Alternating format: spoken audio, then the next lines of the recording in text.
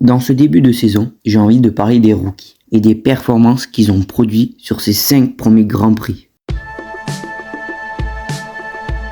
Tout d'abord, nous avons le jeune pilote italien Antonelli. Il fait le travail avec la Mercedes. Il a produit peu d'erreurs. Il va chercher de bonnes performances en qualification. Il faut rappeler qu'en face de lui, il a des pilotes très expérimentés, comme Charles Leclerc ou Max Verstappen. Et il a quand même fait de très bonnes qualifications. Certes, il finit souvent derrière les pilotes des autres top teams, ce qui est normal. Les autres, ils ont beaucoup d'expérience. Lui, il vient juste d'arriver et on lui a déjà donné une voiture qui peut aller chercher des podiums. À côté de lui, il a un bon pilote très expérimenté et qui va chercher de très bonnes performances. Un point positif, c'est qu'il n'a pas cassé la voiture, ce qui est important quand on est jeune pilote. De plus, en Australie, il a produit une très belle course sous la pluie. Il partait au fond du peloton. Mais sans faire d'erreur, il a quand même pu finir 4e juste derrière son coéquipier dans une course chaotique où il aurait pu se faire piéger. Donc c'est un début de saison solide pour Antonelli. Maintenant, il va devoir essayer de se challenger et essayer d'aller chercher les pilotes devant lui pour essayer d'aller chercher son premier podium en Formule 1. Ce qui serait un très bon exploit pour une première saison en Formule 1. Maintenant, nous allons passer à Oliver Biermann.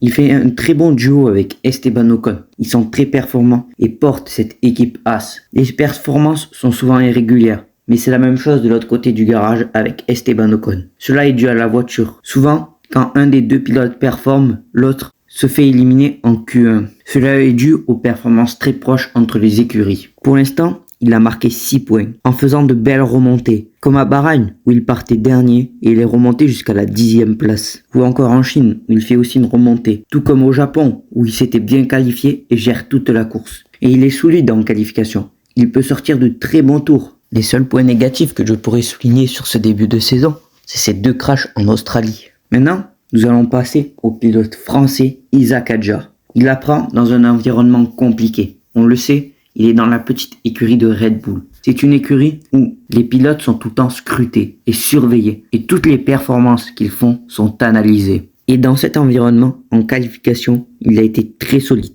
Il n'a toujours pas été éliminé en Q1 et il est allé chercher 2 qualifications en Q3 en devançant une fois son ancien coéquipier Yuki Tsunoda. Les qualifications est un domaine où il est très fort, mais en course aussi. À Jeddah, il fait une très belle course en stratégie décalée, conserve ses pneus hard et ressort avec des pneus médium beaucoup plus frais. Mais il est tombé face à des Williams qui jouaient en équipe. Et à chaque bonne performance, il en veut toujours plus. Il veut toujours plus de bonnes performances. Et c'est une très bonne chose chez lui. Son objectif, ça va être de battre Liam Lawson, son nouveau coéquipier, quand même un jeune pilote, car il vient juste d'arriver chez Vickard. Il doit se réhabituer à la voiture. Ensuite, il y a le pilote australien Jack Doohan, qui est sous pression, même si les rumeurs disent qu'il a jusqu'à la pause estivale pour performer et montrer de très bonnes choses. Pour l'instant, il a marqué 0 points avec cette Alpine, qui est quand même une très bonne voiture. Il peut faire de bonnes performances, comme à Bahreïn, où il va chercher un très bon résultat. Il aurait pu marquer des points, mais cela a été gâché par la safety car. Mais il peut aussi faire des crashs, comme au Japon, où sur simulateur, il avait vu qu'il pouvait passer une courbe avec le DRS. Mais en essai libre, il a voulu essayer et a crashé la voiture. Cela montre qu'il veut aller chercher une meilleure performance et montrer qu'il est capable de faire de très bonnes choses pour essayer de garder cette place chez Alpine. Le problème, c'est qu'il peut ne pas performer pleinement avec une pression énorme de la part d'Alpine. Si il a jusqu'à la pause estivale pour performer, il va devoir se calmer et essayer de se concentrer à faire de bons résultats pour aller marquer ses premiers points en Formule 1. Et en dernier, nous avons le champion de F3 et de F2, Gabriel Bortoleto. Il a montré de très bonnes choses sur le premier Grand Prix, qui était un Grand Prix sous la pluie. Il a su tenir le rythme à Nico Hülkenberg et a finalement crashé la voiture vers la fin du Grand Prix. Mais il aurait sûrement pu marquer ses premiers points en Formule 1 avec une voiture qui n'a pas le rythme pour aller dans les points, car il est chez Sauber.